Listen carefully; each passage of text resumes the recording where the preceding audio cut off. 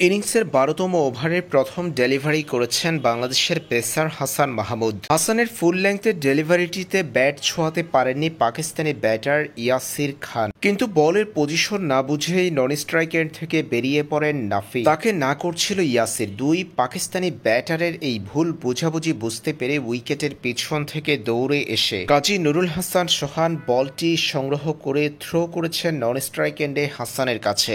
সেই বল ধরে প্রতিপক্ষ ব্যাটার ক্রিজ ছোঁয়ার আগেই স্টাম্প ভাঙলেন হাসান মাহমুদ। তাতেই মেজাজ হারিয়েছেন পাকিস্তানি ব্যাটার নাফি। ব্যাট ছুঁড়ে ফেললেন মাঠেই। এই ঘটনা বেশ হাস্যরসের জন্ম দিয়েছে।